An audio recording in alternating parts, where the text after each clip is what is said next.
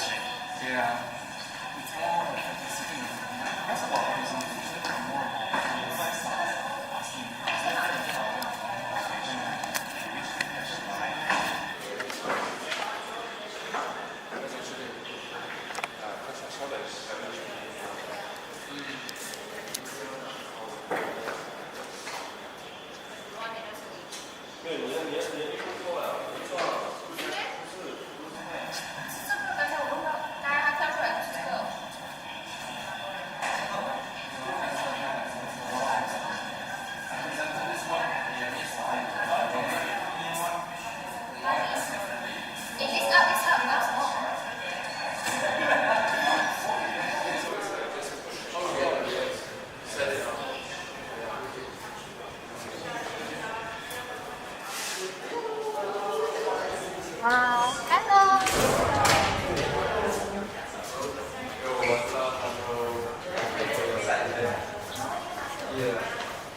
建业装 ，Hello，做好。对，麦是哪一个？麦是哪一个？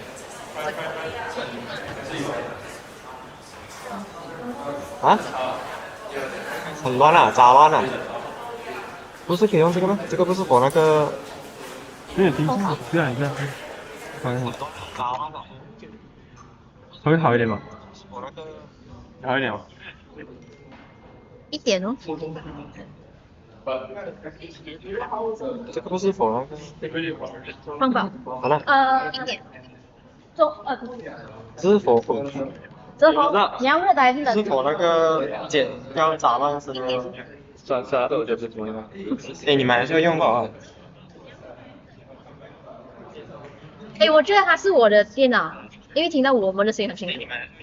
呀，我说，没错。叫 A 位讲话，就可以知道。因为你讲话。Question, say something. Hello, hello. So, in one of the point, we're doing an intro, right, like a 7-minute intro. So, he was asking how are they going to do it if, let's say, the coach said, yeah, we're going to repeat it like an intro, 7 minutes. So, No, during that time, he was asking how are they going to do it if, let's say, coach said. no, I mean, they're not seated there yet. Oh, so they're standing behind you. No, they seated somewhere at hand. When the AMS session, only they will go in. Oh, so your life, your life is also going to be an intro? So Yeah. they're standing behind you. So, how are they going to do it? I guess the question is like, they're going to use your 你要 television. 怎样播他们 speaking out？把他们的人，没有人了，看不到人。 Change the camera and know what you mean. I don't understand. 来，你要他们这样坐着看看着，还是来你两个样子，一个是在播着 Because water, the slide will be showing and then Where?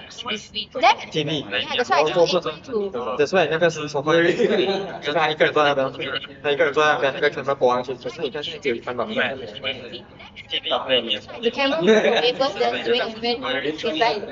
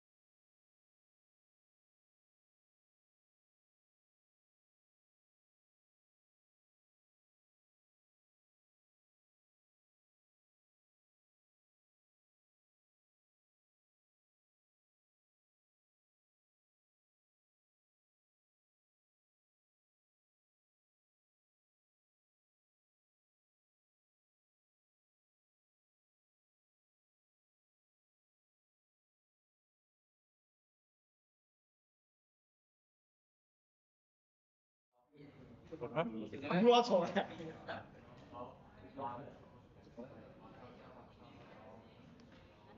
哦，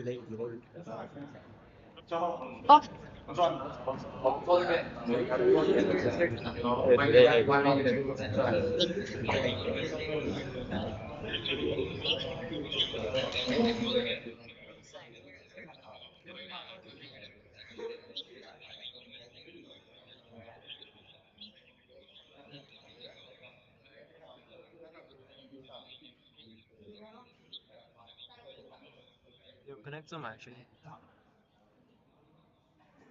啊，not connected。那是 output 来的。是来的，上次我们 try 哦，是 output。你就讲。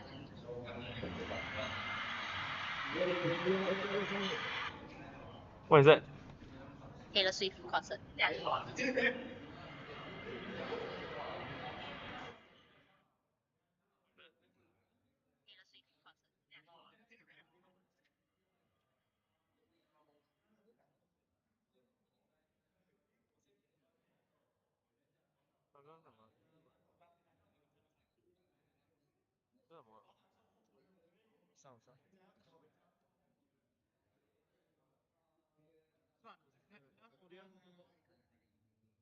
audio 打 audio 啊，你直接去 setting 啊。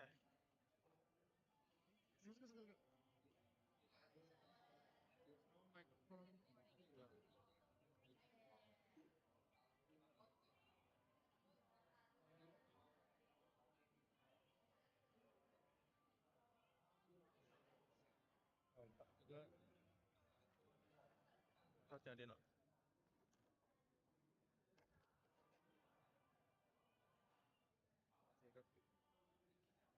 还有一个这边的，不，这个是这个。你那是耳机的不是？这是耳机的不是？还没来，它也是可以的不是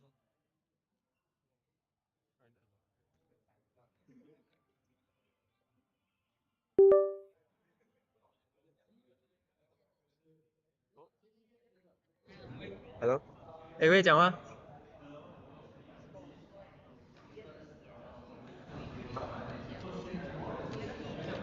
Again. Keep talking, Eric. 收到，他也是讲。哦，有，还没按到来，讲话。我讲。这边的嘞。我讲。哟，我懂了。这个。Can you guys hear me? Hello. Test mic 1 2 test. Hello. Oh, everyone here to see. Can you guys hear me? Hello. Hey Junior, how's your mega hack? Yeah. Good day. Happy Saturday. Hello. CK, can you hear me from there? Hello. Test 1 2. Hello. The mic needs some upgrade, I think. Can hear Sure confirm plus chop Okay Okay.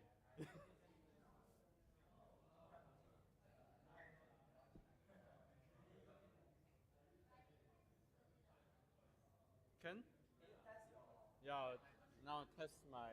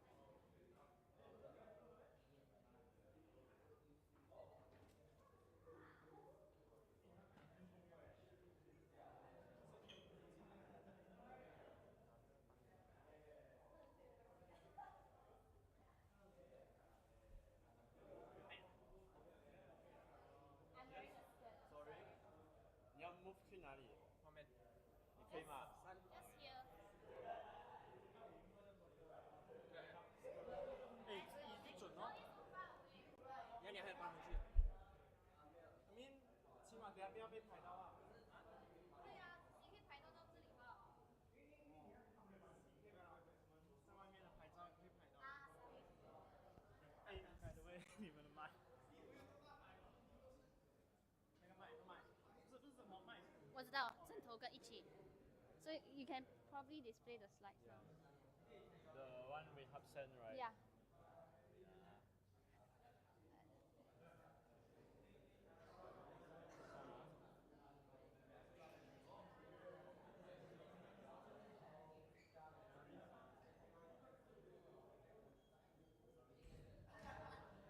It's actually really noisy if everyone's talking. Yeah. Guys, You need to extend. it's not even displaying anything. It should be, even if it's show my Gina face.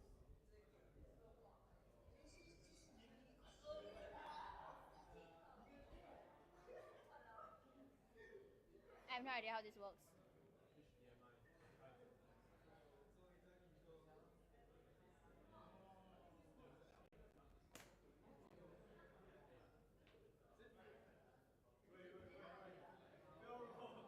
Is the mic settled?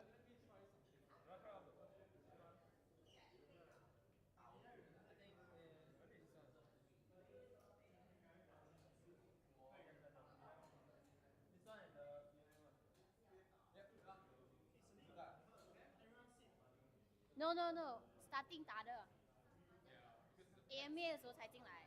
对。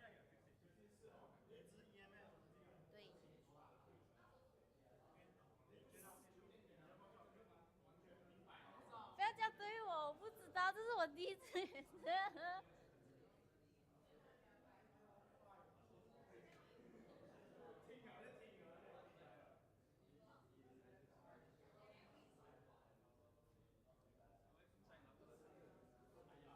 Oh, this is the old one. Old poster, whoops. We had some. Yeah.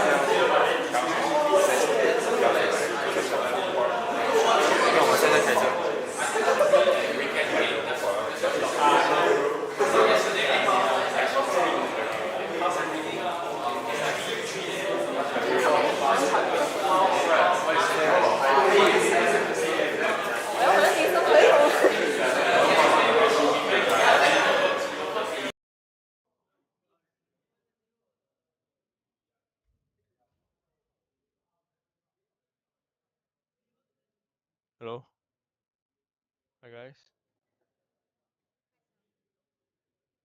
有吗？有吗？ Hello, hello. Testing 1 2 3. Okay, 1 2 3. speaker 还要开大声还是？打到最满。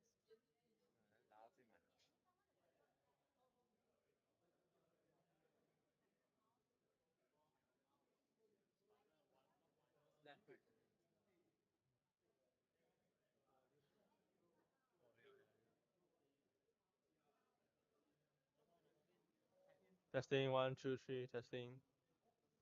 Testing.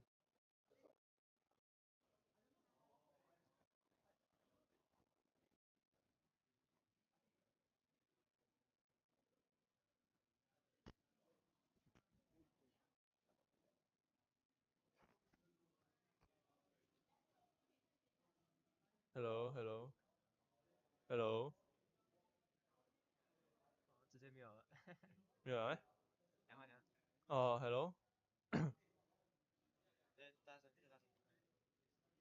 这放5个。听吗？听。喂ครับตอน喂ครับ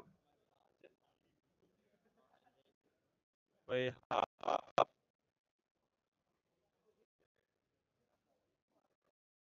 要放大声报音。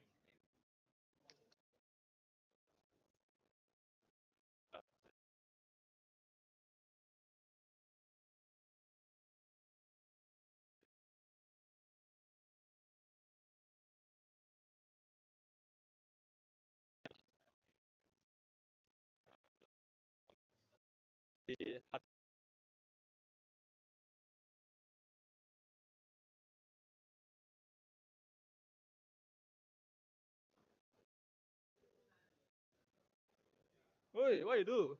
没有，只是加大声音。哦，有。什么？还是很绝对不是这个。我该关掉这个，它就不见了。你再确认。现在？Hello，你干嘛？Hello，有啊，它有报音嘛？一点点。报音了，报音了这那先就这样这样子啊，可以了可以了。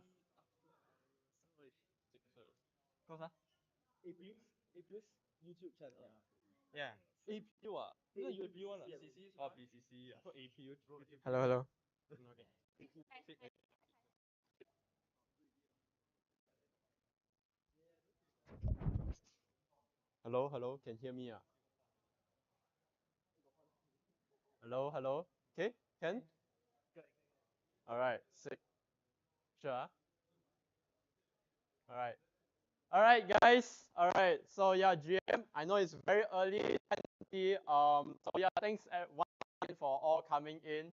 So yeah, I'm Ek Wei. Just to briefly introduce myself, I'm APU BCC's president, and also big thanks to Scroll's team, RH, and the team for letting us, organize our meetup in Scroll campus as well. So big shout out and give them a round of applause for giving us this venue. Woo!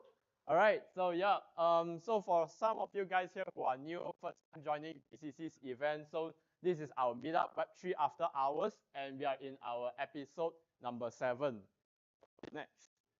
So what are we gonna cover today? Well, basically we'll be diving, since we are all in Scroll Open or Scroll Campus itself here, we'll be diving in what's the experience like from some of the winners from the hackathon on their journey, as well as what's like, inside campus itself. So introducing our first speaker for today, we have RH. Woo! Big buff guy at the background, graduated from Taylor, and also was a previous bioscience. Also, currently now Scrolls DevRel, so he'll be one of our speakers for today. And next, we have, all right, Ming Hong from Foresight. So yeah, basically we have Ming Hong from Foresight, basically graduated from finance, and also pivoted into coding, and I think now he's in Elevated. So yeah, we can stay tuned to actually see what they are actually building. So the third speaker for today is, sorry? Oh, oh yeah. So I think for some of them, if you guys want to scan, follow their socials, maybe you never know. Are you guys, are you single? You know, you can actually, you know, go to their Twitter and drop them a DM. But yeah. Next, we have Gabriel from Polystream. Yeah, so I know Gabriel through all Nottingham's and everything, and also he's a passionate developer. Joined some of BCC's event as well. So proud of him coming all the way here. And also, last but not least, we have Yudish. So Yudish from SynOS, previous president of BCC, good friend of mine. Yeah, check out their Twitter and also their projects.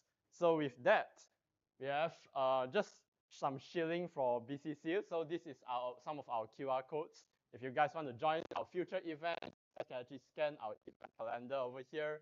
And also for those who are not inside our WhatsApp group or Discord server, you guys can also join in. We basically shit post a lot inside our group chats, Yep as well. Discord, we occasionally also have online sharing as well. So more towards educational contents for our audience. So yeah, last, we have our socials.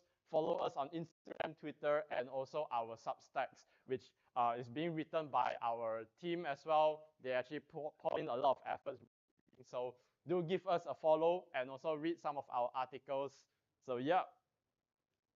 So I guess this will be the timeline for today. We have Web3 after hours. Also just sharing some future events. I'm not too sure why this logo is quite small, but basically in August for this year as well, we are actually organizing a hackathon. So stay tuned, and you guys can actually scan here. I think this brings us to the website itself. So it's still updating as more sponsors are actually coming in. So stay tuned if you guys are hackathon geeks. So yeah, next. Oh gosh, yes, you can build on Scroll. All right, so yeah, let's stop my yapping and let's bring in the main agenda for today, which is our AMA session. So let me just invite our host for our AMA session for today, which is Junaid. So welcome, Junaid. Hmm? Oh, also before our session, feel free to scan the QR code to actually bring you guys to the Q&A session. So on, we actually see what questions do you guys have. If you guys are too shy to actually ask, just scan this QR code, ask, and then we'll just answer it later. Nick, pass it on to you. It's set up, right?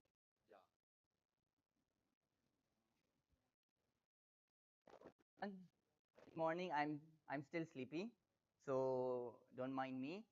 So I'm gonna call one by one all the winners, and again, welcome to After Hour Web3 After Hours from APUBCC. I hope you guys learn, and all of you are really intelligent and knowledgeable already, but I hope it adds some value to your time.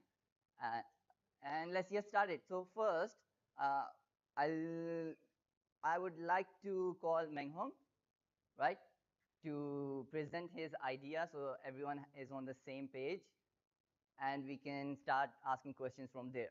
Meng Hong, please.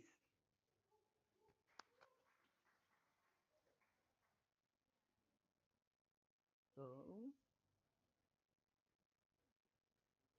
you do need. Ah, Yeah.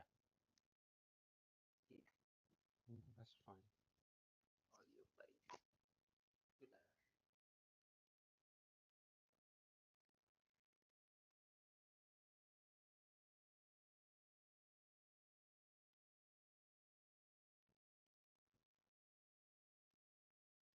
Yeah.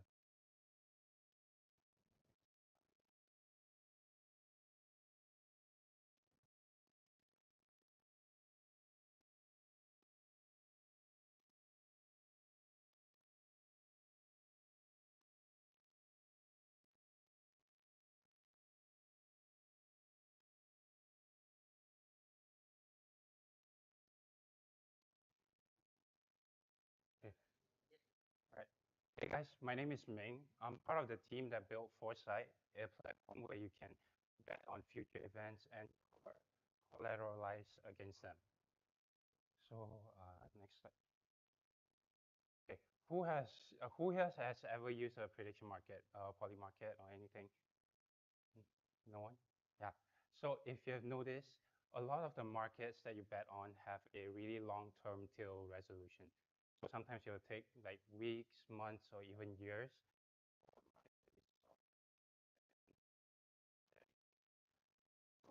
This brings us to three problems that we found on prediction market. Number one is liquidity. Funds will get stuck, deterring deep inside when they matter most. Most of the smart investors just stays out, crippling early accuracy and market reliability. And it's also very capital inefficient. So a lot of users will pay. So let's say if you make a bet in a market whether Trump wins the election or not, out there until the election is finished. But what if the next meme coin, the next altcoin is coming? Then you have to make a choice whether to stay in your position or to actually close the position out and invest in the new altcoin. So bet when outcomes are certain, chasing really quick low flip profits. So the result, superficial market driven by guessworks and so in a sense, it isn't financial intelligence. It's pure speculation, or I would call it a casino. Next slide, please. So with Foresight, we plan to fill this missing piece with our fully integrated lending and borrowing. So you can collateralize your predictions or your bets to borrow USDC or USDT and take the money and invest it anywhere you want. And you can also earn rewards with every bet. So every bet that you buy, you close, you earn what we call a reward points. And once you hit a certain threshold, you win some cash, even before the market is resolved. But if betting is not for you, we also provide passive yield generations, so lenders can pool their money into a lending pool to earn interest from the borrowers. Next slide. Yeah. So we have some great early traction for Foresight already. We have 500 plus early access user sessions, 200 plus followers on X, 100 plus members on Telegram, 100 total users. We've also partnered with Quill Finance to bring USD with Uma to bring their optimistic oracle over to Scroll for the market resolutions. And not to mention, we as well. Next slide, please. Yeah. So these are some of the feedback from people using Foresight. We have RH saying that he's bullish on Foresight. There's Raza saying this is fucking lit. And some other people saying it's the most fun prediction market they've used in months. Next slide. So our roadmap for Foresight is pretty straightforward. In Q1, this was during Scroll Open. We launched the core prediction market with the instant rewards and lending protocol on testnet. Right now, we just launched our referral programs. We are launching some testnet campaigns to have like weekly and monthly tournaments. We also have, what's it called? Multi-market options now. So instead of just binary yes/no options, we can bet on who wins NBAs, for example. And in Q3, we're planning our mainnet launch and also we are considering to move over from an AMM-based market to a Audible-based market. Next slide, please. Yeah. So this is a team. Eason, which is also the founder and the product lead on Foresight, me and Ahmad as the full stack dev, and Summer as the design lead. Next slide. So thanks everyone for listening. If you can, please join our website and X as well. And I have a challenge for you guys. Who wants premium tickets to Bitcoin Pizza Day on, I think, Friday, May 23rd this week. We're giving out 2 tickets for anyone who can quote tweet our markets, our live markets on Foresight right now, and the will win the Bitcoin Pizza Day tickets. Yep. So thanks guys for listening.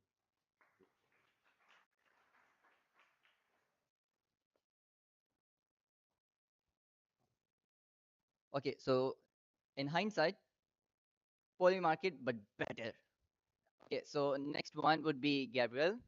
Please join us, and he'll be explaining his project about it. I hope that everyone understood or everyone got the gist of it, right? Some nods. Gabriel? Wait, you can Use this mic. can Hello. Okay. Hi guys, I'm Gabriel. I'm going to explain what my project is, Polystream. Okay, so who are we? Who are the founders? I'm Gabriel, and there's Yang Ding, Ken, Jiayi, and Chi Heng. So 4 of us are from the University of Nottingham, and Yang Ding is from UM. So we are all like, we don't know what our roles are, but we just try and help each other out when we're building out the project. So yeah. So why are we building this project? It's because crypto is unnecessarily hard. Why do I say so? The usual crypto flow includes, so imagine you're trying to onboard your mom. You have to ask her to buy some crypto on a sex, for example, Luno, and then they'll have to create an externally owned account, and then they'll have to transfer the asset from Luno to MetaMask, and then they'll have to, let's say the token is on base, but Luno only accepts withdrawal from Ethereum mainnet, so they'll have to bridge the assets to the target chain, and then sign approvals during each step, and pay gas fees with the native token. So that's like a very, very bad UX, specifically for native people, because in the traditional sense, they won't have to do these many steps to do one simple thing. So what have we done to solve this issue? We built a app which is much more native than using a website. So it's mobile native, and they get to do everything that I said in less than all the clicks. That the previous steps has 7 steps, so this is like 3 steps. And next. So in a line, Polystream is an app for everyone to earn interest easily. And how do we earn this interest? We aggregate different yield sources from different DeFi protocols and curate the best strategies using our backend. We want to use AI, but now it's just a simple heuristic all-in-one app. Okay, so this is what our UI is going to look like. We are redesigning everything, and we are planning to launch like soon. Hopefully, originally it was tomorrow on mainnet, but we're delaying it a bit due to some reasons. So let's talk about how we got started. It was like hackathons and then Scroll Open. So this was back in Bangkok when we were with Ahish. And then before that, I didn't find the picture, but it's like if KL. That was actually the first time my teammates actually got into Web3. So they were like very, very new to Web3. And then one more thing is that Yang Ding, actually Scroll Open was his first ever hackathon ever. So yeah, we have some pretty new faces in our team, but we try to learn from each other. And yeah, these are some pictures from the Scroll Open days. We had a room, and then I moved my bed, and then yeah, it's like very, very hacker house feeling lah. And then yeah. Okay, so let's see what we built for the hackathon.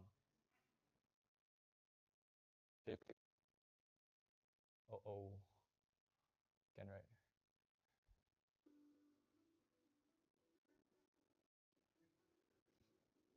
MRT music.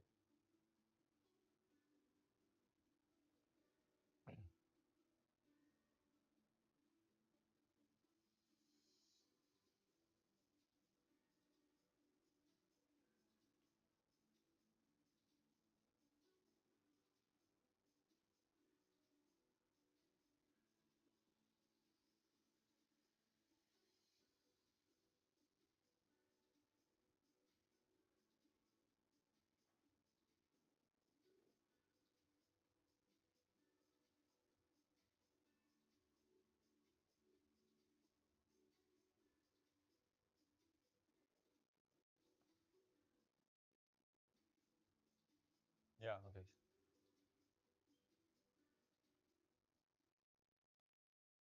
Okay, but what you saw in this video is actually not the product that we are going to launch like over the weekend. We pivoted quite a lot. That's why, so forwarding to the second story, that's open campus. So we've only been in campus for 2 weeks, and we've learned a lot on how to transform the project from just a hackathon project, well, where we like try to squeeze in as much features as possible into one app, into something that the market actually wants. So like the AI assistant thing, the chatbot, we scratched it up, completely gone from our new app and stuff like that, because um, we learned a lot from Open Campus that is to just find users, get things going first, and then trying to add more when we go on. So yeah, next slide. So hopefully so our goal for the end of 8 weeks, we set for ourselves is to like get users, get specifically 300 users. So it would be very nice if you guys can help us join the waitlist. So this is the QR code for the waitlist. And if you guys join the waitlist, you'll get notified whether when we get really launched. And okay, next slide. Okay. And there's actually I'm going to mint all of you a secret POAP, and then you guys can get a like OG role in our Discord. So anyone want to scan? Yeah, I'll give you like 15 seconds.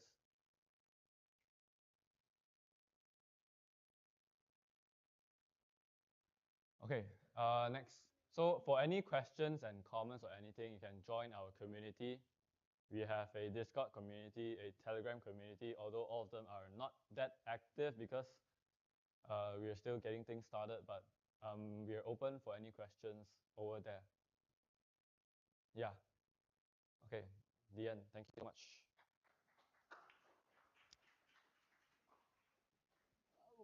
Thank you, Gabriel. Okay, quiz. Whoever gets it correct is gonna get $5 each because he's the one who suggested. So, Sean, what is polystream?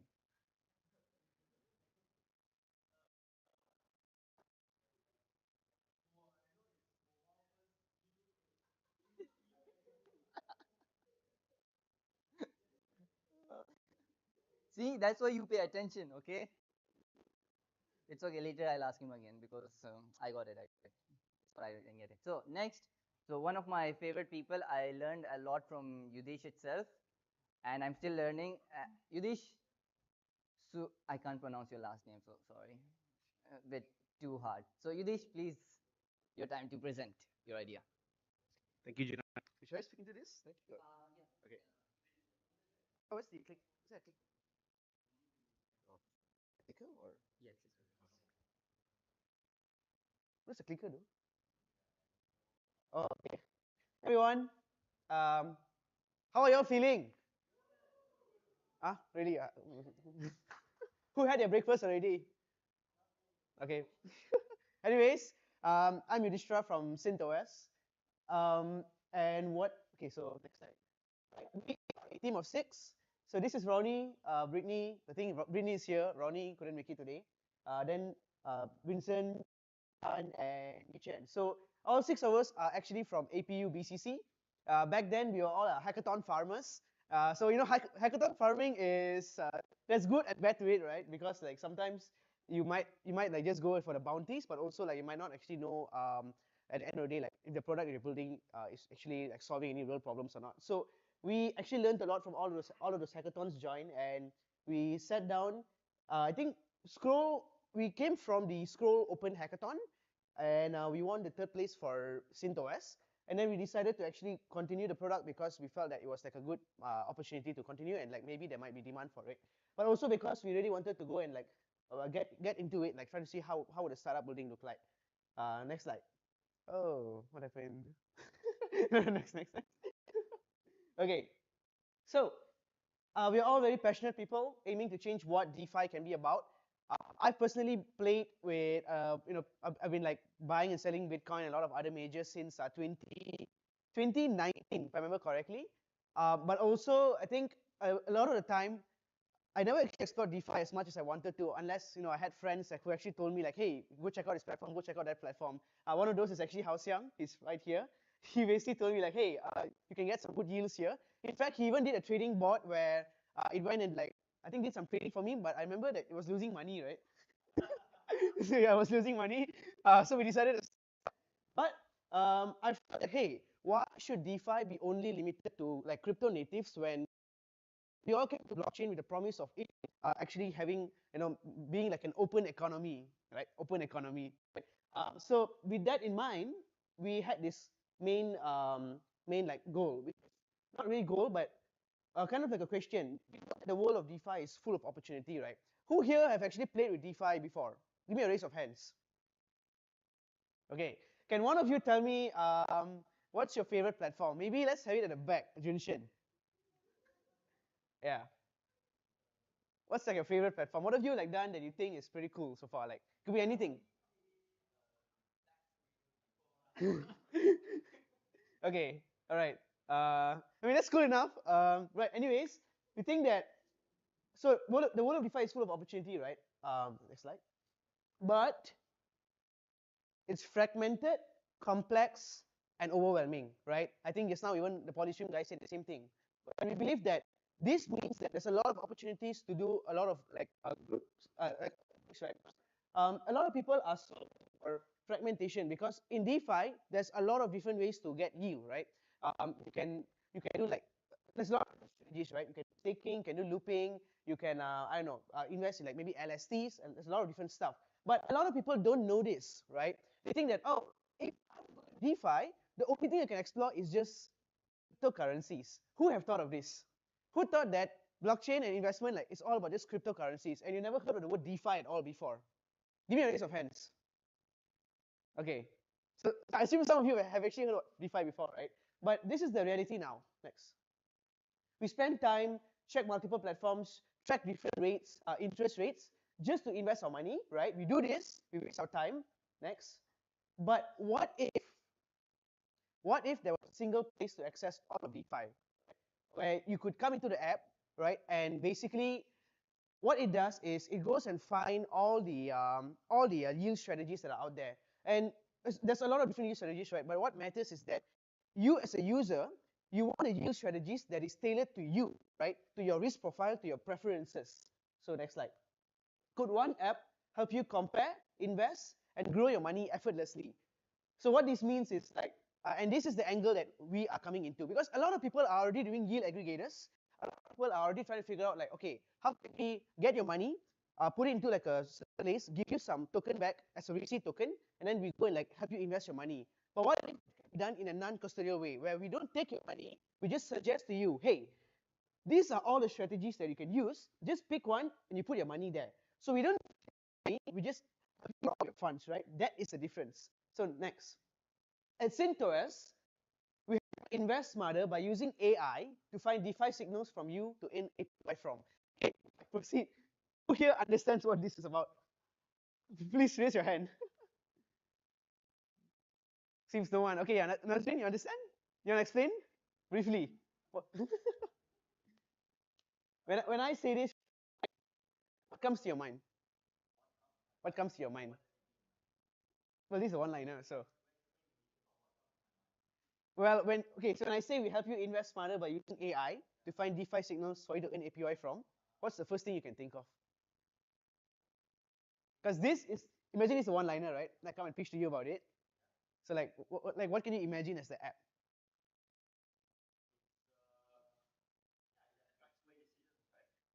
Come again? Yeah, roughly. Okay. All right. But TLDR is that, so we have all these DeFi protocols, right? There's all these strategies.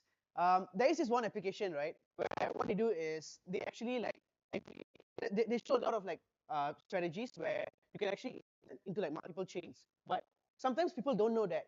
So we help you with opportunities like this, put the app, and we just to you. That's a very good analogy for this. Next slide. So you're going Xiao Hongshu, right? Who here does not know what Xiao Hongshu is? Okay, right. I think it's a Chinese social media app. So anyway, but you can like scroll through. But imagine that, but a feed of DeFi strategies. Imagine you come into the app, then the AI it already understands your risk profile. Maybe there was some prior questions as asked.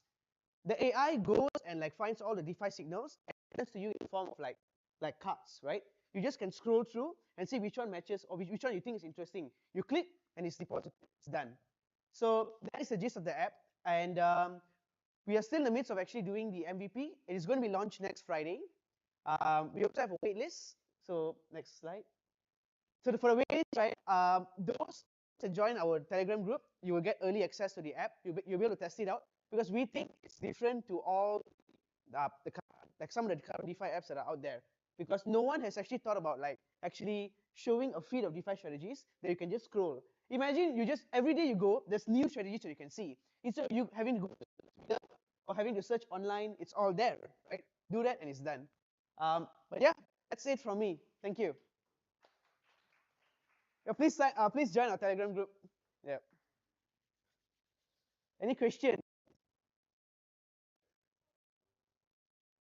Yeah.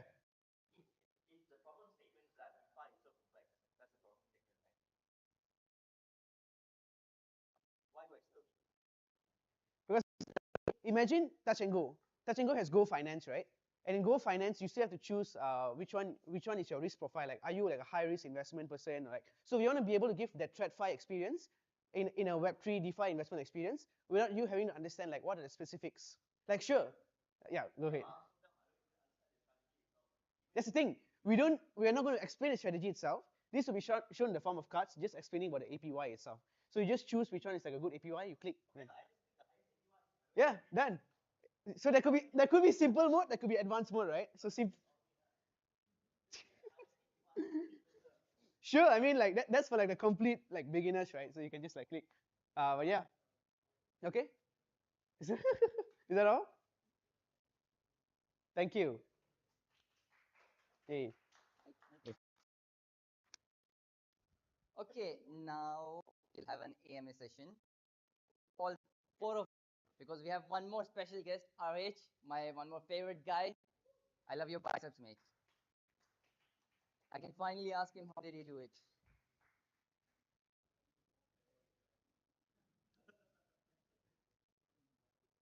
Anyway, do we need the mic? Yeah, we need the mic. Who is going to hold the mic?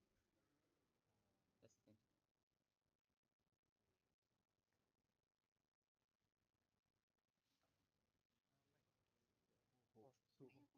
Oh my. One let me pull, another one.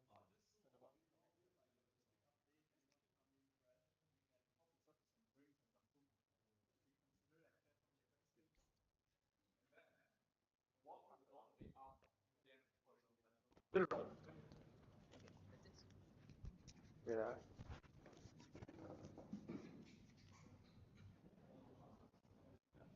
Snacks as well. Help you guys. Help yourself. In case you haven't had anything for breakfast also.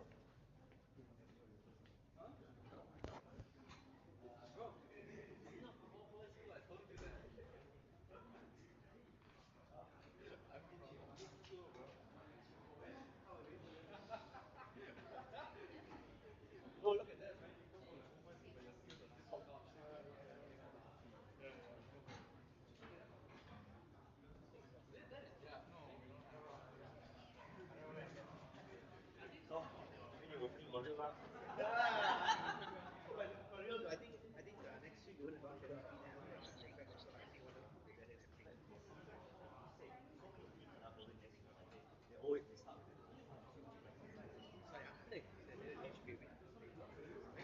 Because because that's the thing, right? I think what's really better is a lot of time we also talk about cryptocurrency futures and analysis and everything. But like there's always like the other part, like more less deep dive strategies. No, like still got the coffee day. Yeah. I think at the end of the day it's easy to hit. how you actually get people to, because like, you can have like the best abstraction layer, but people don't even know about it, or they think it's very confused. And maybe it's just people just like. I think in terms of self-supporting, eventually can be DTD. Where just reconciliation engine for your folks. Like, one of, yeah. Because, yeah, that's the other.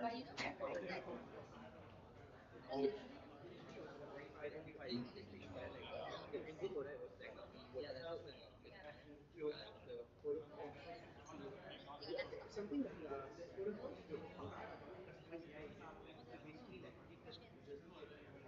I just realized like more than the AI thinks is that it can hallucinate a lot of sounds incorrect. So that's why it doesn't even think that yeah, that's why you cannot have like the AI needs to have other really intelligent actually one. Exactly. So AI doing everything. This not this. You are not expecting this. You are AI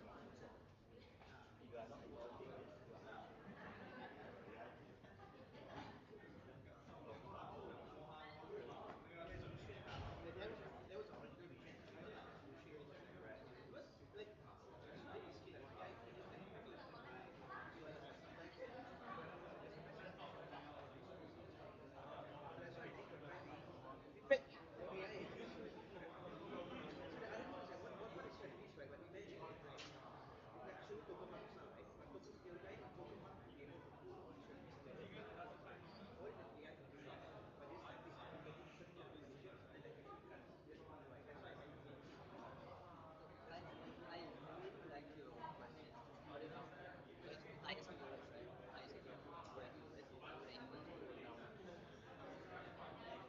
Yeah, yes, before I go to next, right? That will create a lot of and yet you optimize. Yeah. But no, okay, that what you're saying now, maybe the AI part is easier part is easier. No, that's what you said. That makes sense. The AI part is easier. You can pass. No. With all of us, yeah. Funny how we think. Funny you are just like halfway there. But you know, what is actually the best about AI? Yeah. The faster.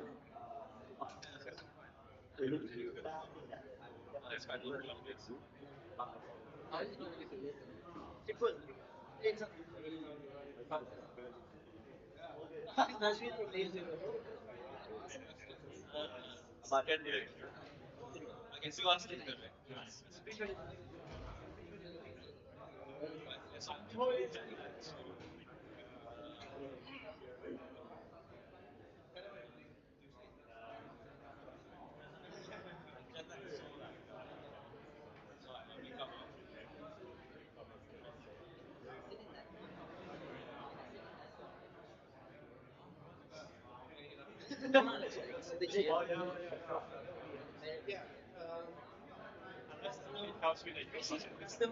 Okay, so like you know, usually like the custom work for you, right? What is AI to understand your risk profile, right? And like because what we're already doing is trying to aggregate all the defined data. End of the day, I have to run a new strategy. Then it's not the same thing.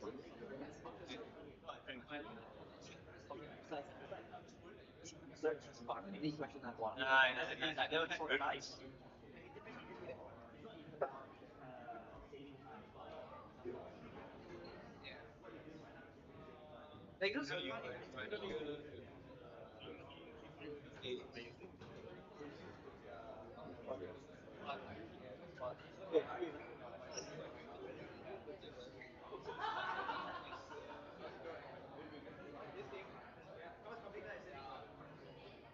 Oh yeah, that was good. At the end of the day, right, bro, but you know what? This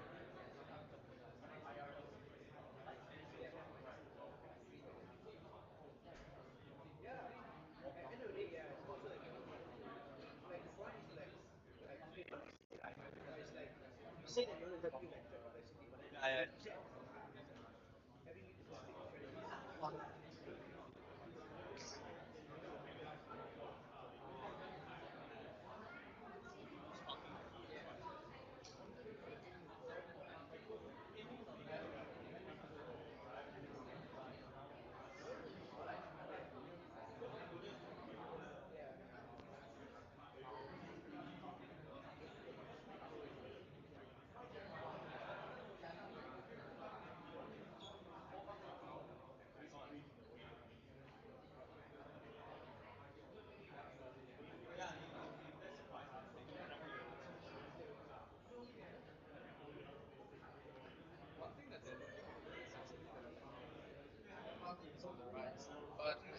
Hello?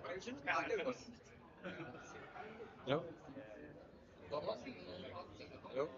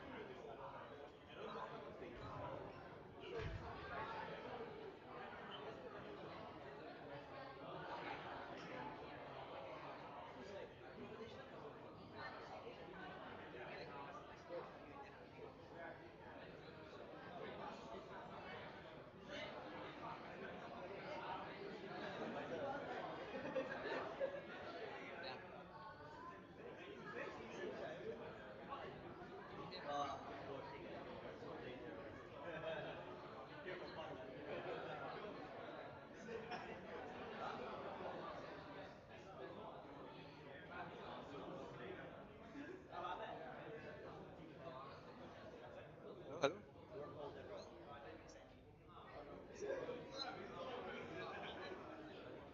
Hello?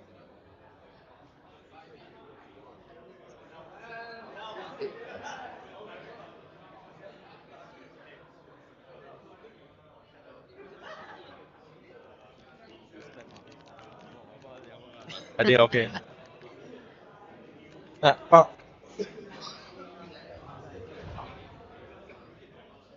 我下就 OK 啊，面。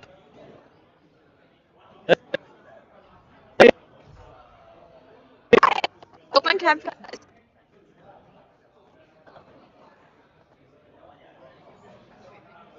爆音嘅。Hello.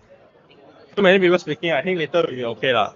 I think when they tone down the yeah, okay lah. Yeah. Hey, where's the? Well, so now we are waiting for them to give questions and later we reveal it. So if you have any questions, feel free to, for example, oh, what is open campus? ETP. He's talking to nobody. Okay, Nidish, let's begin. Okay. Uh, we'll have an AMA session with all three of them. Okay? So, you guys can sit there again. You're not coming as well. Adi, you know what? I told them.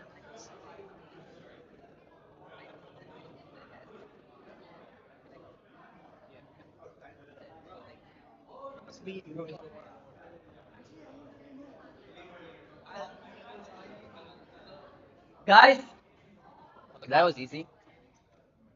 Okay, so now we are gonna have AMA sessions with all three of the founders. Now, since you already know about the project, so you can easily ask the questions by scanning the QR and sending it.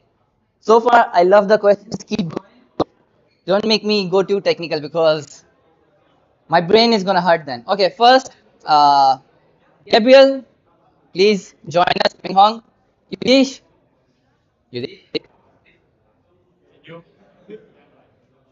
and a round of applause for all three of them as well.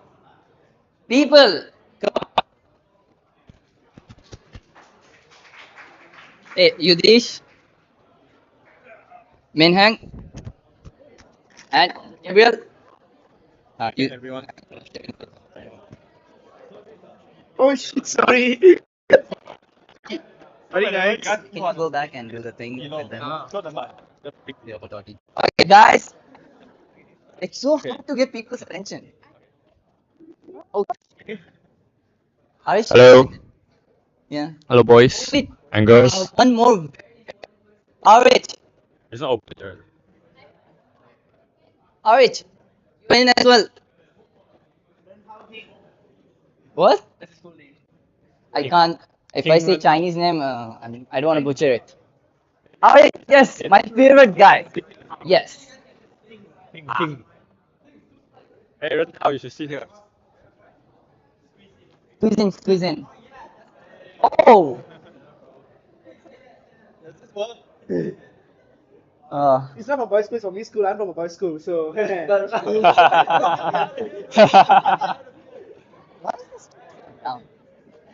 Or wait, can you guys actually? Yeah, I think that's fine. Is it fine? You okay? Yeah. It's okay? How is it? Okay, we have our mic as well. Oh wow, that's Huge so mic, cool. custom made. Do you want to like use this and then put on the microphone? Do you want the audio to like go through so it's a bit like louder? Where? Yeah, you can to actually the like have speaker. that like connected. Wait 1 second. Yeah, you can do that if you want to. Can we do that? That makes sense. Okay, guys.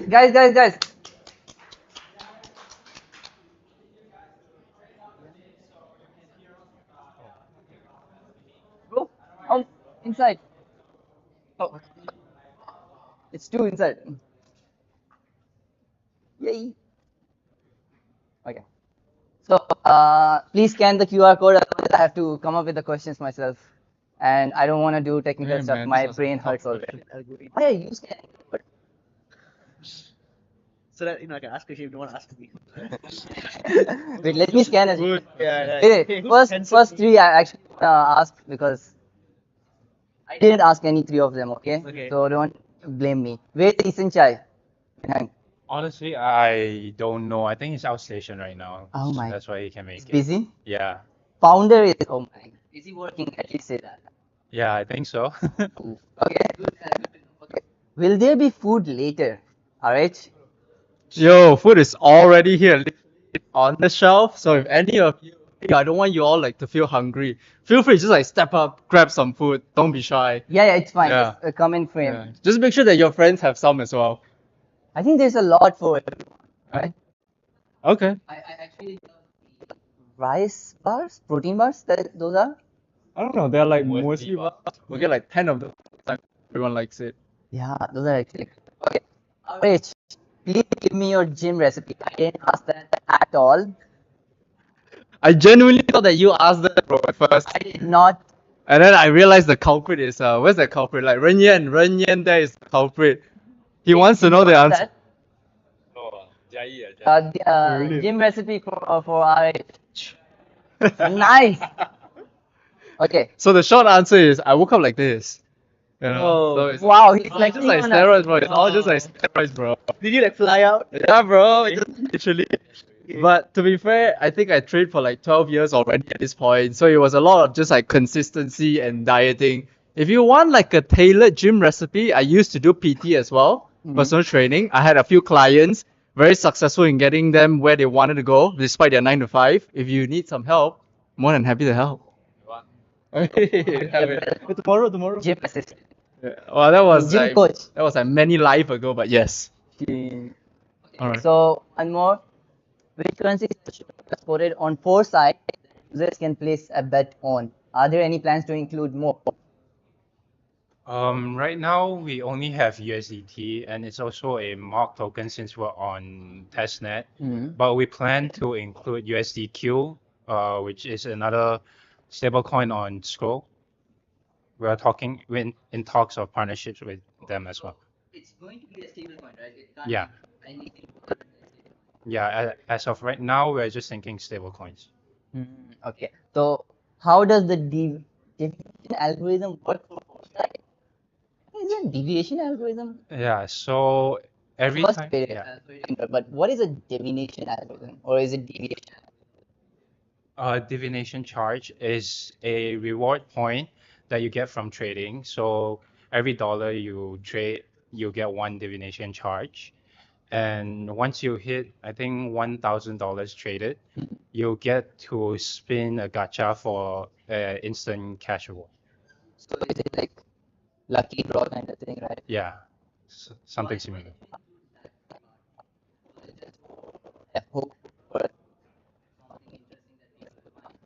So when we were talking to a lot of users of Polymarket, a lot of them are asking for like instant gratification, which if you have ever bet on Polymarket, it takes like weeks, months to even get your winnings back.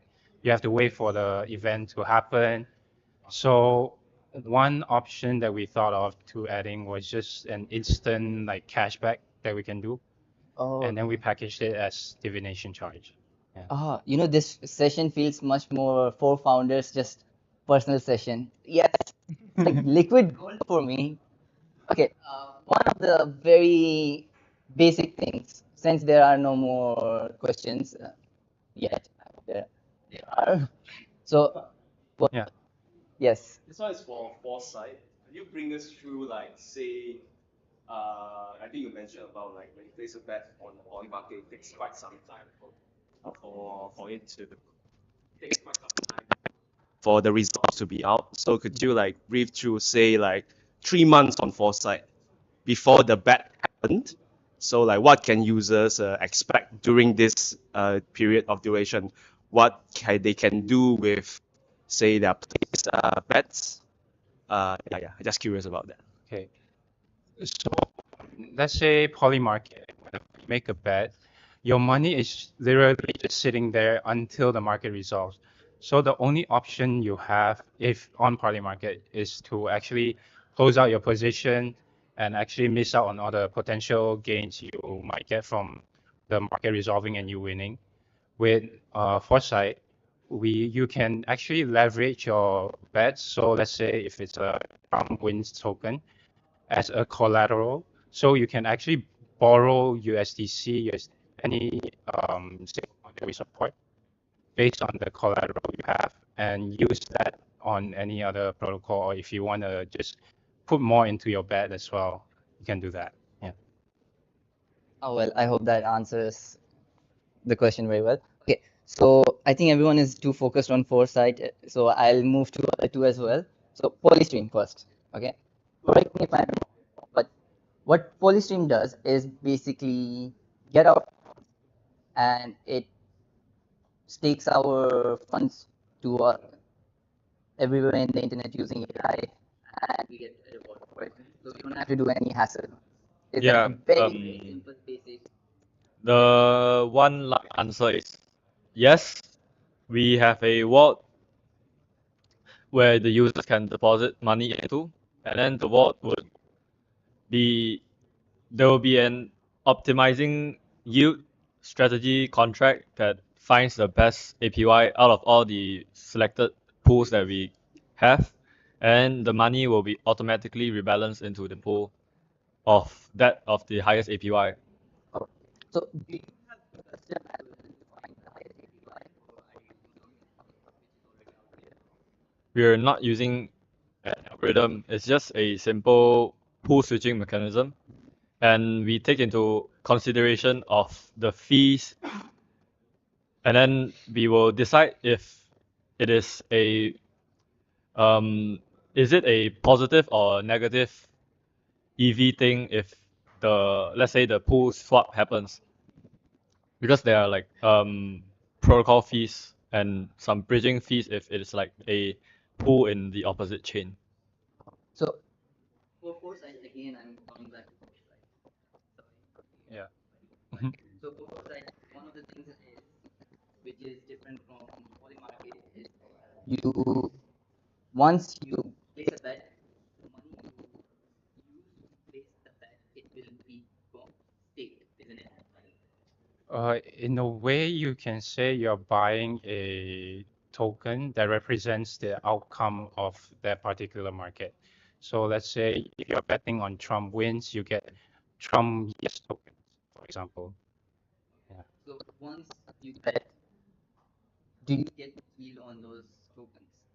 No, you won't get yield on those tokens. But what you can do is actually borrow against those Trump yes tokens and then provide liquidity using USDC into our lending pool or any other yield farming strategies that you want to do. Oh, Yeah. okay. So I had okay. So now West finally coming to you. I'm a fan of you. I learned a lot from Hi. one of the things. Can you explain your idea in a very, very simple way again? Okay. So, Wait, okay. before you do, how many people over here know what is Yudhish's idea? Raise of hands.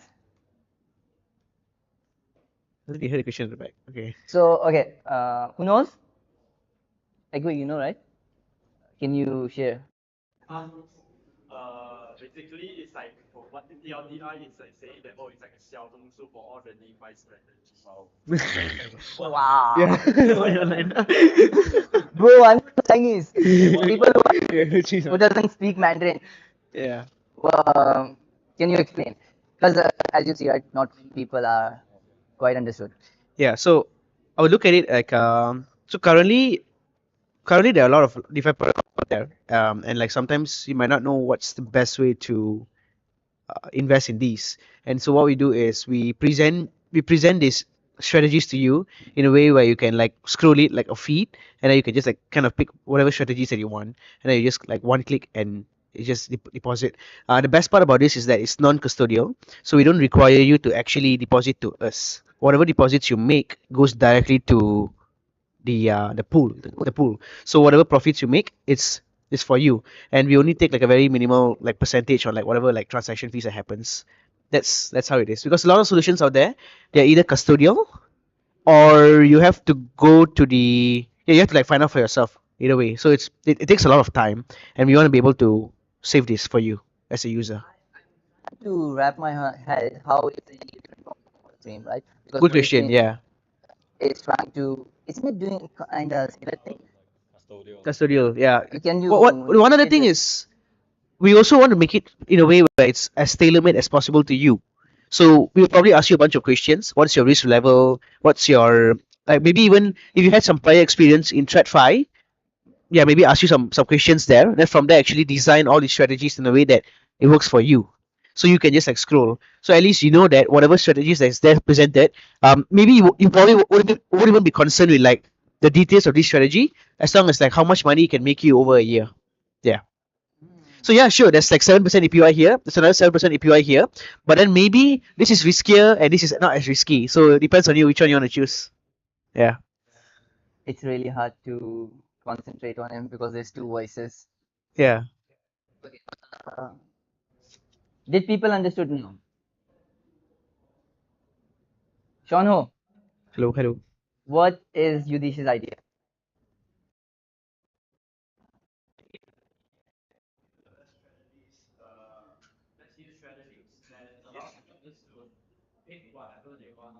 Yeah, finally. I, okay, that question is him.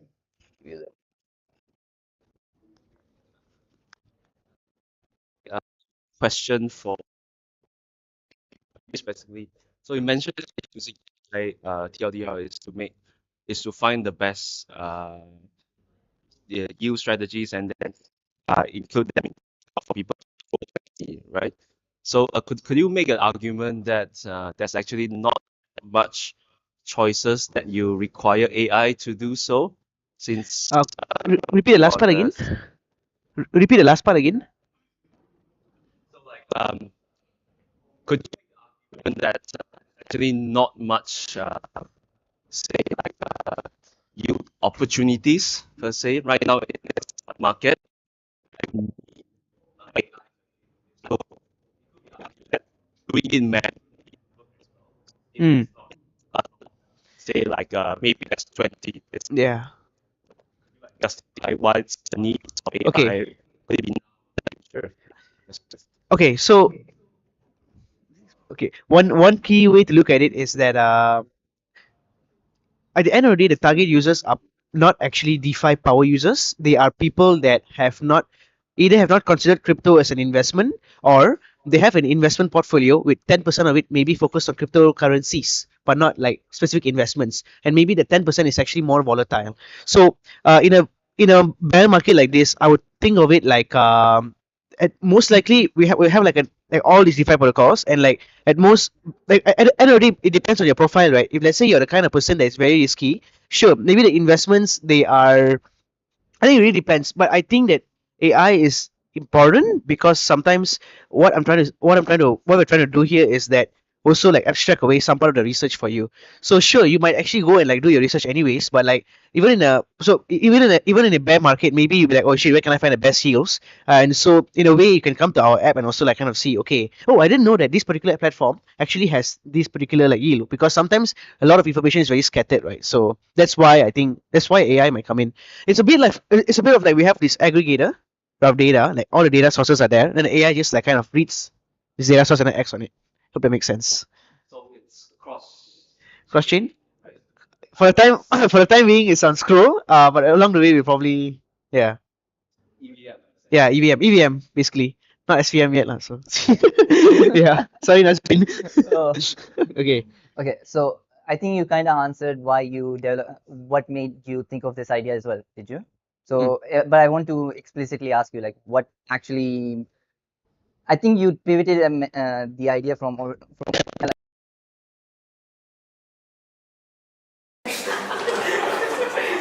but oh no, I see. But okay, so can you give us some of the insights, like what made you pivot, or what the initial idea was, or how did you come up with the initial idea, and then what made you pivot to the next? Yeah, I think if you guys hear about the initial idea, you'll be like, shit, how do I come to this now? So like, initially it was a verifiable DeFi agent marketplace.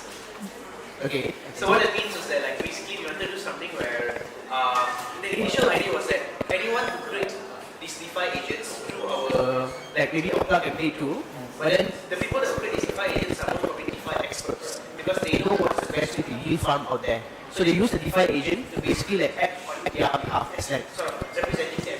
and then that will be like their own persona, and that goes like on our platform. So that's one category, right? And then you have the Users who have no idea about DeFi, they come in, ask some questions So this bunch of AI agents will compete as fund managers. to give the best strategy to this user. Oh, so, but someone has to make those fund managers. But someone has to make those fund managers, right? And then realize, first of all, how can we trust that these fund managers are acting properly? Right? Because it does not make sense. So we pivoted to what if we create the AI agents ourselves, but then We did it in a way where we have partnerships with like DeFi protocols to integrate to create our AI agents for them. Then we create this level of AI agents where let's say I want to come in, then I say, like, what is the best thing out there right now? Or maybe like, I want to do a swap. but Turns out maybe the AI agents on platform are like, Uniswap, then maybe there's also like, I don't know, Sushi Swap, and there's a lot of other swap platforms. and maybe These agents could like maybe different platforms have different rates, right? And then they compete to actually like give that as options to the user, and the user can pick. That was the second iteration, right? And I think from 3 to 9, there was a lot in between, but I think we slowly started.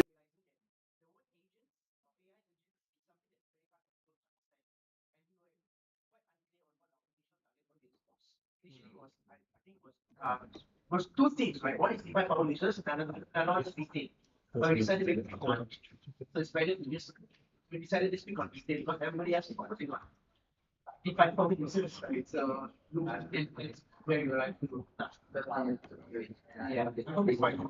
I hope it is. Yeah. Okay. So I want to move on to and I want to ask the same person when you because I'm not wrong. You want to be David.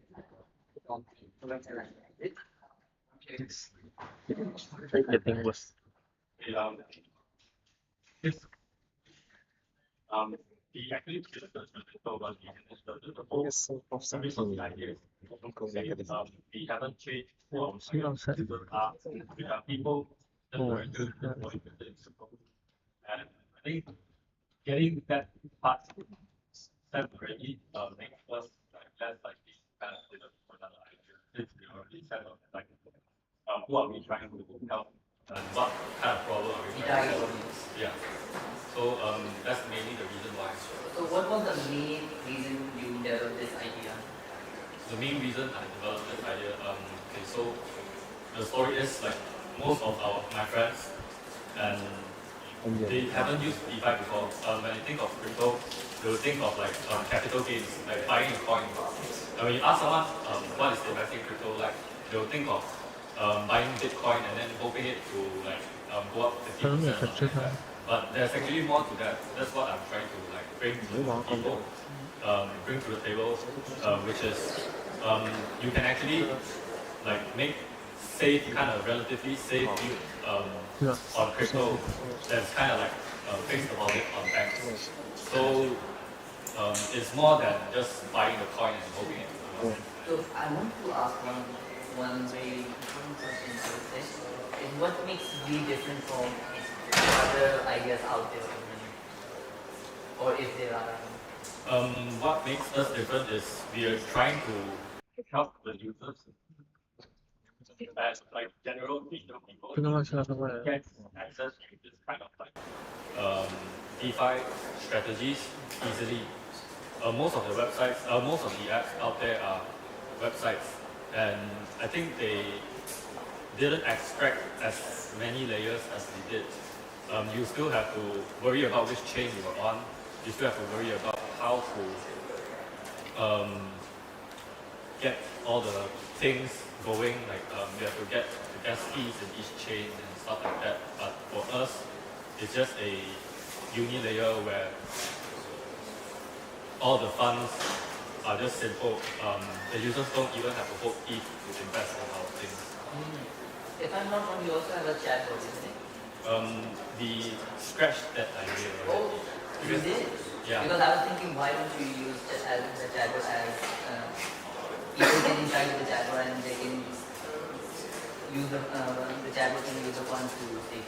Is that something you were going for?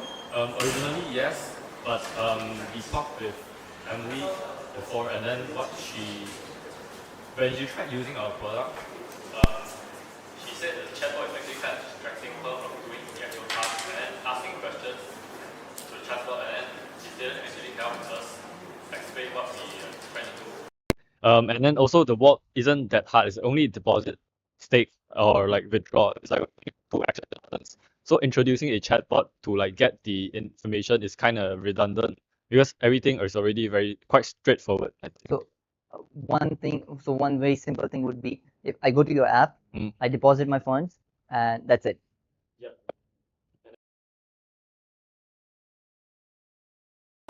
Where can this go wrong? Yeah. Since it's a smart contract, smart contract risk is hard to ignore. It's a protocol. Let's say we stick our funds in the basket of what we're trying to do to minimize this is we kind of stick them in the basket of protocols. So it's not only just for example, our way has this yield and then compound is this yield. We not only stick your money in just one protocol, we try to minimize the danger of, let's say, our way getting hacked. So we lose all the customer money. At least they have still some money in compound. So it's like diversified index of pools. So it's much more of a security thing. Yeah, it's much more of a smart contract security risk. Especially something so soft. Yeah. One of the things I want to ask about Foresight is you're the only one who hasn't used AI so far. Is there a reason, and are you planning on doing AI in any way? The problem that we are looking for is actually the chemical inefficiencies of patient messaging.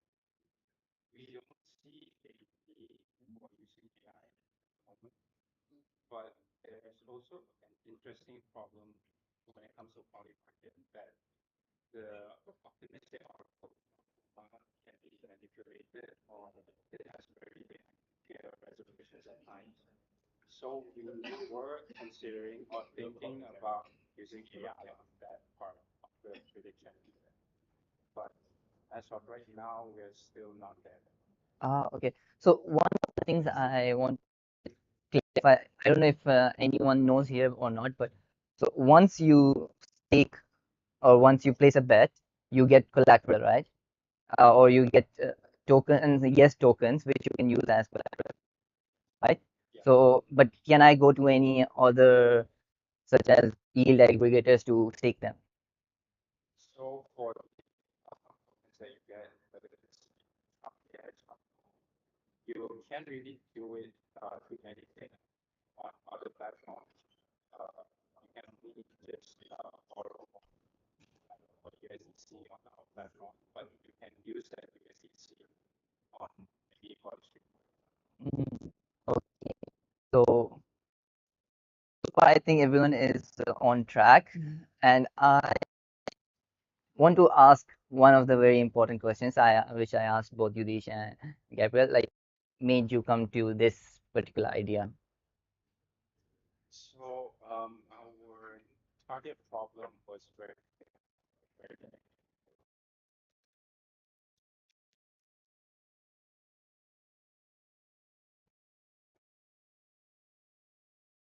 just a landing protocol that you can collateralize for the early markets for USDC, for example. It makes sense to just bridge an outcome token all the way to Scroll just to do the landing part and then maybe use that to bridge it to other chains to use that USDC. Oh, So what we ended up doing is like, why don't we just build another prediction market ourselves? So that was the approach that we went. oh, so you had this one feature in mind to build on top of Polymarket, and then you were like, just copy the whole thing, but plus one it, Yeah. right? Simple idea, yet never thought about it. That's the magic of it. Simple yet elegant. So I want to ask, what was the process, or what is the process going on after you won the hackathon? And you guys are in the incubation program, right? So I want to ask how you are proceeding and what are your plans going forward? So right now we are live on testnet, but there's still a lot to do, refining the contract, the UI, and whatnot to prepare for mainnet launch. And the most important thing, that what we're trying to achieve here at Open Campus is to actually get more visibility and user growth on our products. Mhm. Because if there's no user, even if we launch on mainnet, the project's not going to do well. Right? Yeah. So So you're trying to onboard as many people for testnet, is it? yeah, so there's more users that sign up, more visibility on Foresight themselves, and hopefully we get tons of users. Mm. So I want to ask you, Dish, because why not? So what are you trying to achieve, or how is the process going? So in this program, right, so as we're doing so far, glad that I think the initial goal, or rather the goal out of this program is to actually like obviously get visibility, right? And what that means is that by the end of the program, we have a product that we are sure that it is thing on the market, but also I think partnership. So we set a few numbers that we have in mind. Also, like there's about like I think three partnerships like protocols. Mhm. At least 1,000 users. Oh. And then at least $1,000 of revenue settled on the platform. These three goals is what we're like working towards. Because we feel like these numbers probably should not be. Well, it's a good start. Supposed to get like market validation. But I think so far it's going good because I think the last week literally we were still trying to figure out the shit. Is this we had to figure out a lot of things like the one-liner, product direction, and also like asking around a lot of people.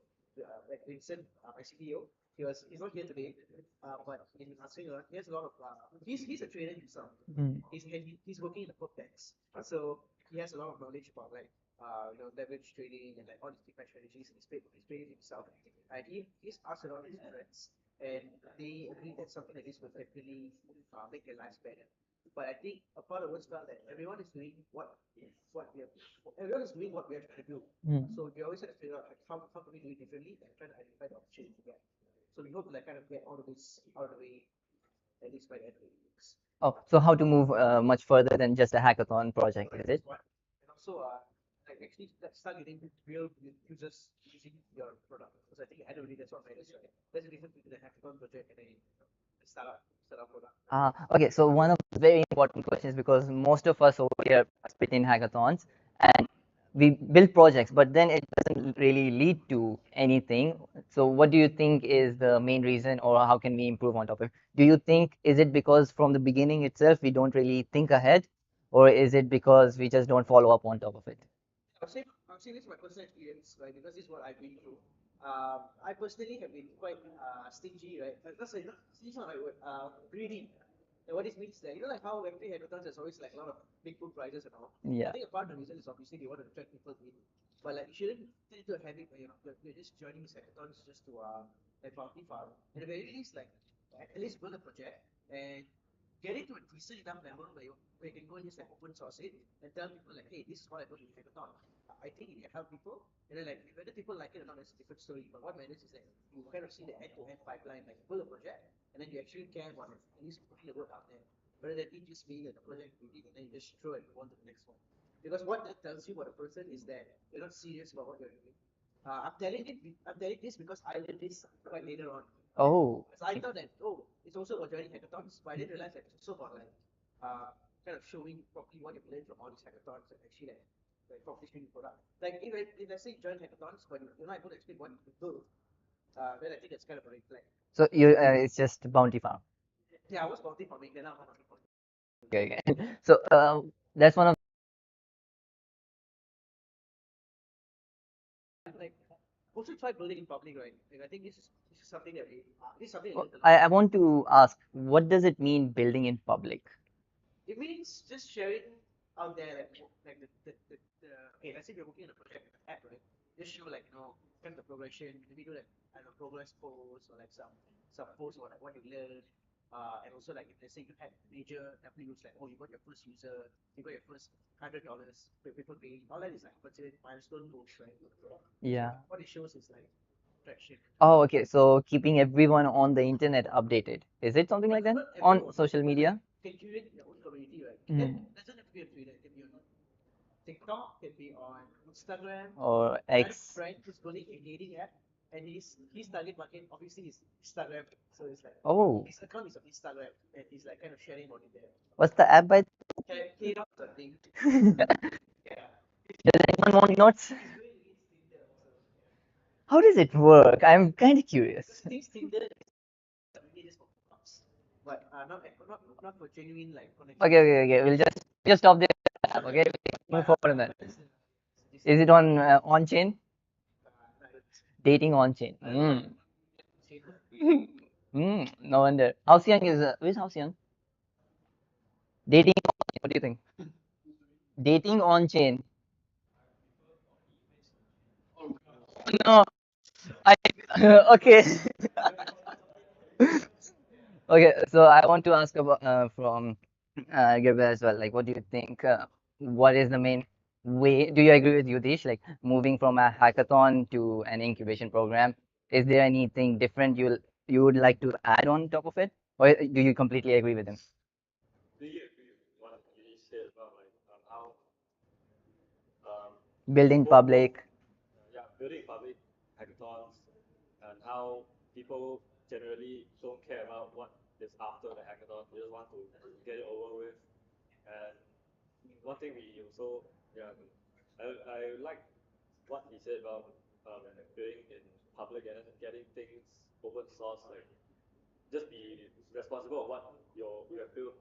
So it's like you're just doing more than bounty farming and like Mm. actually building on the space and helping it grow. I think last time when SynOS built out their verifiable agent stack, and it's It's on GitHub, right? it's like open source. Yeah, it's I open think a lot source. of people, if they want to build on top of that, they can.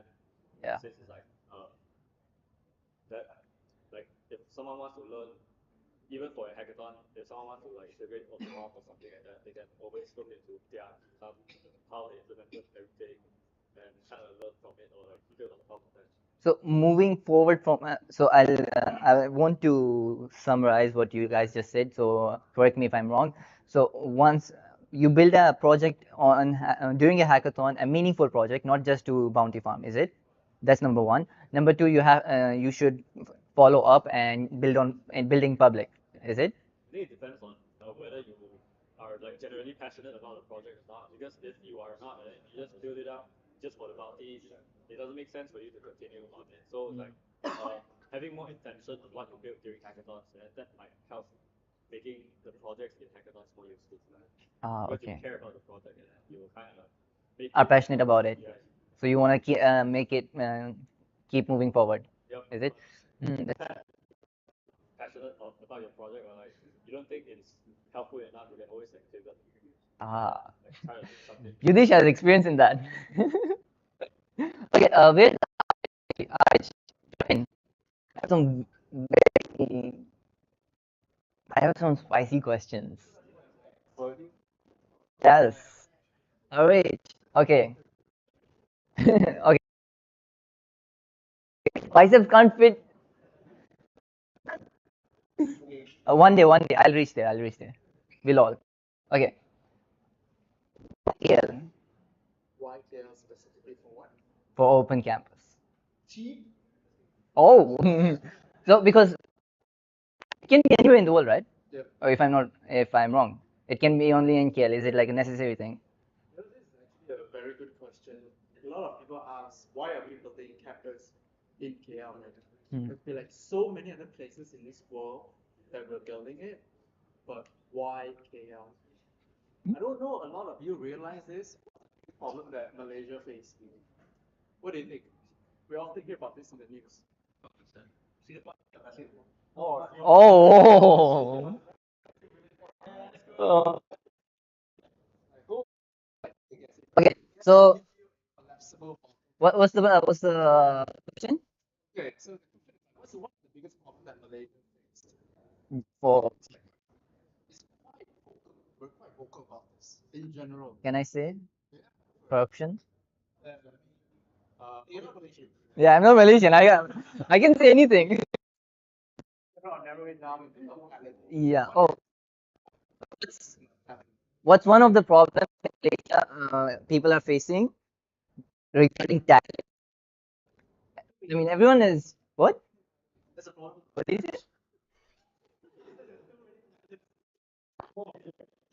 Uh, mortgage. So I'm a student. I can't.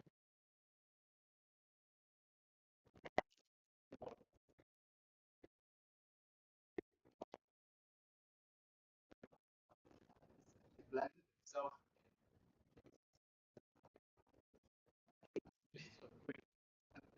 started your career.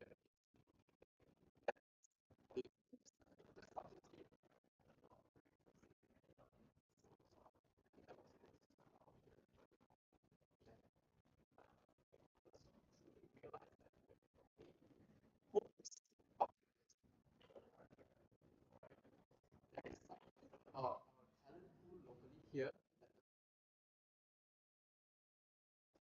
So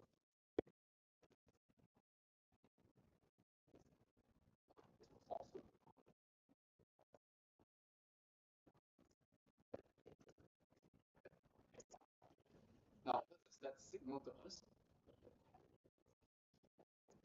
Just not getting that attention. Now, Malaysia is very strategic. You're going to be thinking about this and DNI. Who's familiar with like DNI? Right? Diversity and inclusivity. We might not think about it, but over here in Malaysia, it's a big pot.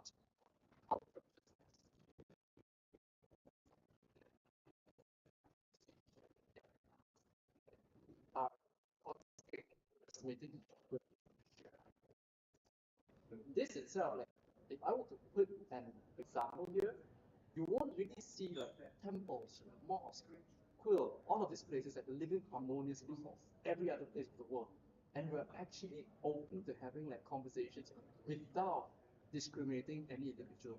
There's a barrier here that is very subtle to us, but it's actually very apparent globally.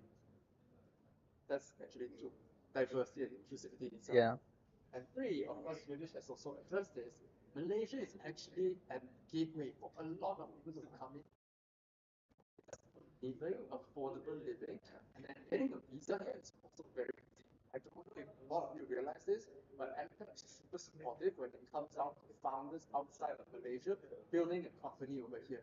That's actually something pretty strategic from our standpoint. And if you really realize the trend, if you're on different social media, for example on YouTube or even for example on X, a lot of people are setting up their own build space in Airbnbs and just like hacking away and just locking in vulnerable. Edmund Young is a good example of a YouTube channel like this, and you see a lot more coming up.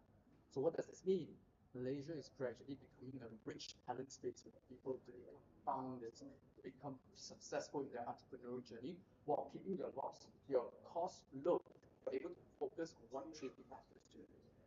That was extremely well articulated. Oh, the ChatGPT. Oh, okay, okay, yeah. So it's cheap basically. Yeah, and it's the talent is very diverse. There's like diversity over here that allows us to try different types of ideas without discrimination. Conversation actually a very safe space to increase your idea pool and to grow the talent pool. And there's also so much great programs out here that we're actually able to tap into our talent, broaden the impact that you're trying to build. That was All of these opportunities are actually hidden to many folks, but we're seeing it, so we're doubling down, being like to let Malaysia be our anchor. okay. So I actually wanted to ask one of the things I asked these three as well. So from a hackathon to an incubation program, right? First and foremostly, people or investors or incubators like you guys, what do you see in a project? I don't want anything specific because then it's gonna go in that. But there are many more projects beside yield farming and yield aggregator, right? Because right now on the couch there are people whose projects are involved in yields, right? So I want to ask you guys, how what do you see in a project in order to pick that, okay, from a hackathon we'll pick it up and let's start to build on top of it after the hackathon? Is that a question for me? Yeah, it's a question for you. Yeah. Okay, so let's simplify the question here. What do we look for projects from hackathons to become founders? Yes. Is that the question? Yes. Is there anything specific do you look for? Is it the people? Is it the project? So I think a lot of us here have seen the Scroll Open program to start off with. Yes. So it was a 6-week long program that helps builders identify what it is that they can build to fill the market gap. That's how I'm looking at it, right? To build highly valuable products. Now, throughout that 6 weeks, if you realize that our structure, there's always like checkpoints. There's going to be lectures that help you to identify what it is that you need to build to fill up those gaps. Along that 6 weeks, do you realize that you all also have to pivot? Yeah, right? You all also have No, these two didn't. Only that guy. I think I did too many times. Sorry. Yeah, yeah. Just joking. So if you're seeing this, like the reason that they're pivoting is also that they're realizing that, hey, what I'm building is probably not filling up the niche. What I'm ending up building is probably something that's just cool.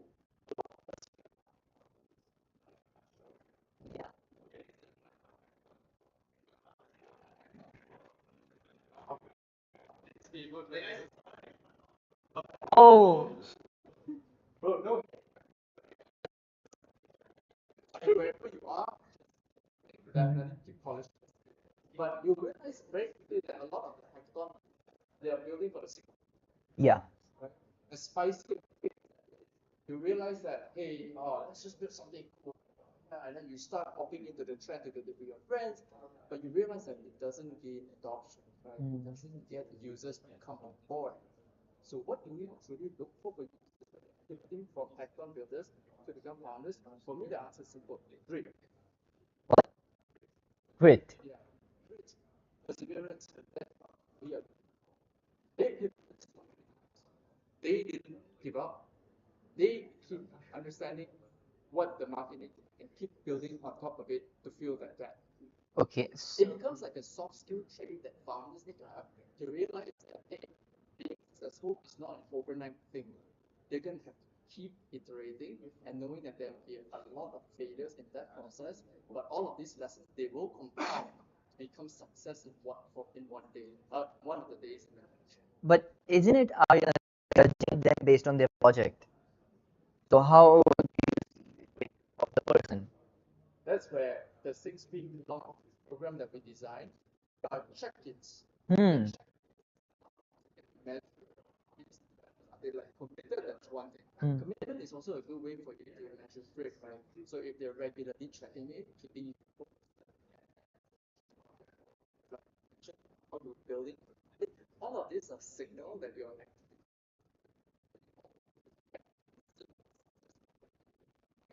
safe.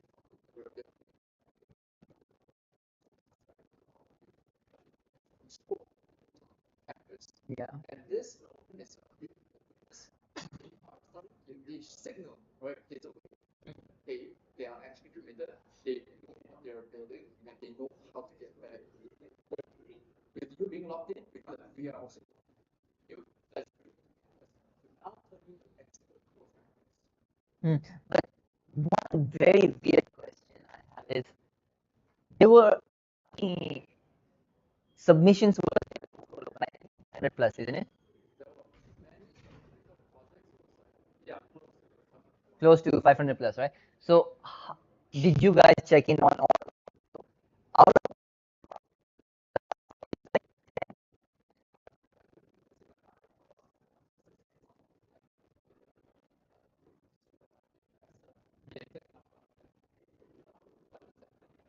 of okay, yeah. That's good.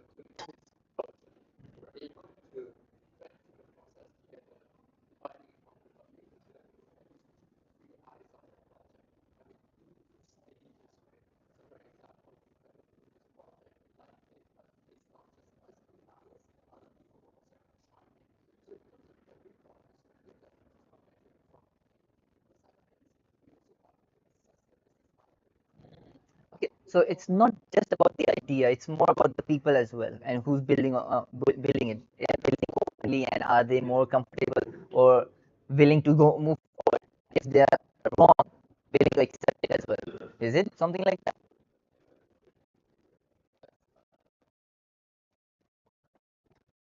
So that's one of the things you guys are looking for.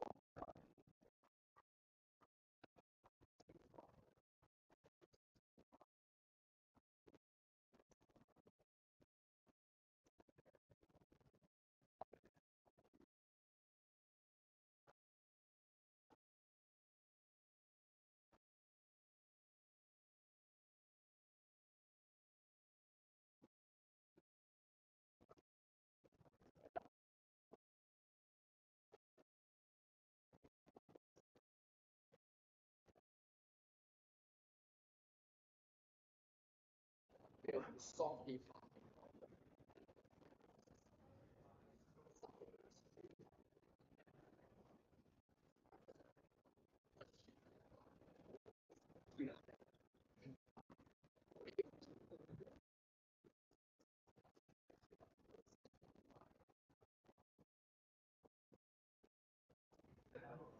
my life itself at that time wanted to go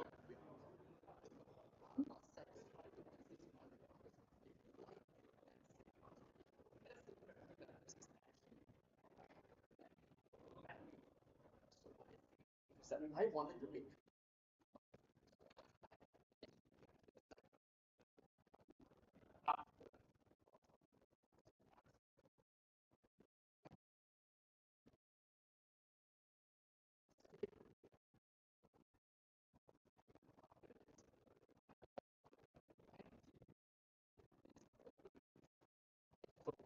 friends. He was an ex balancer then.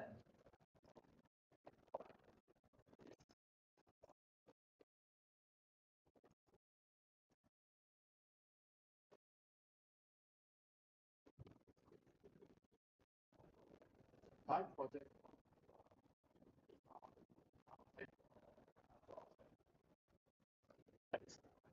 that's when I realized that yeah,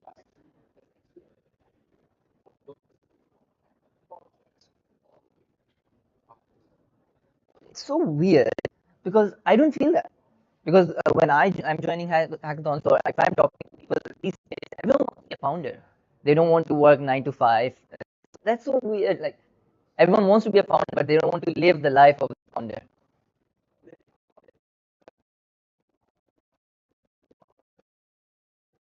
They just wanna be.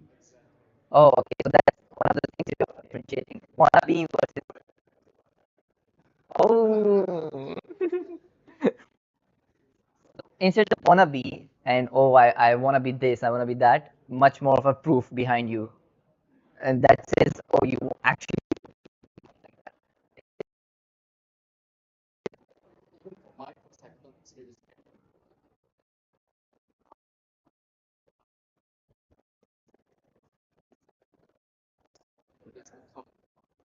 and what do you do?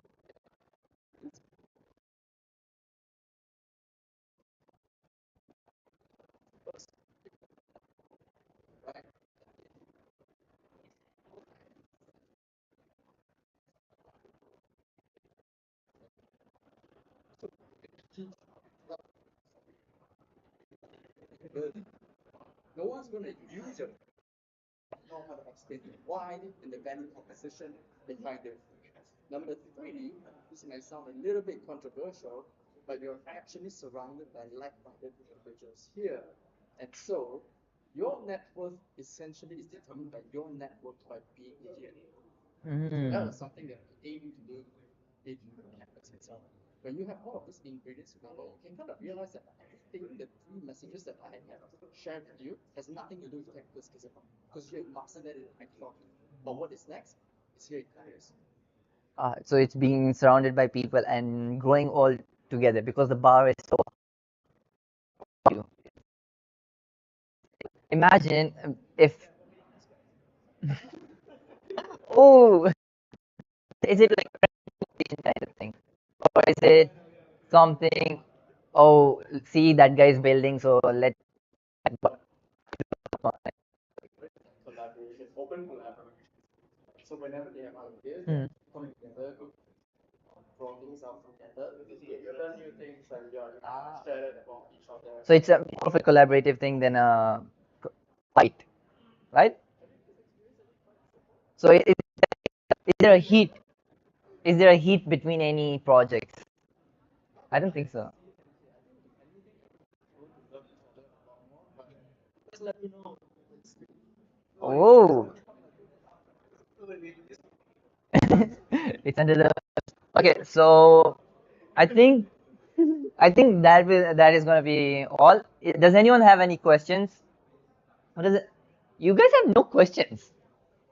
Time. But yeah, So ask me later on.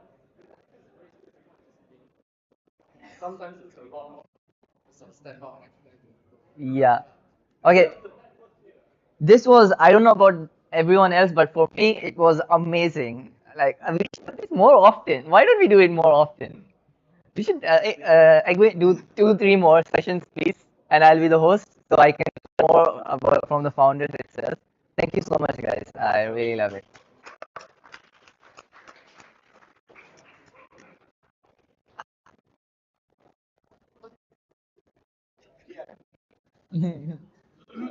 That's gonna cost.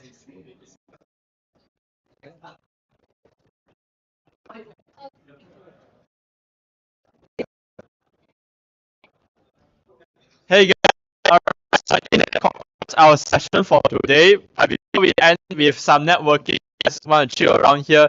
Can we maybe have a group picture at the main, the open campus sign over here? Yes.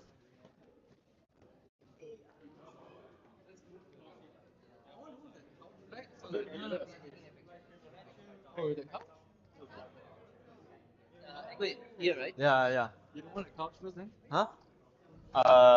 No one can. Yeah, all that.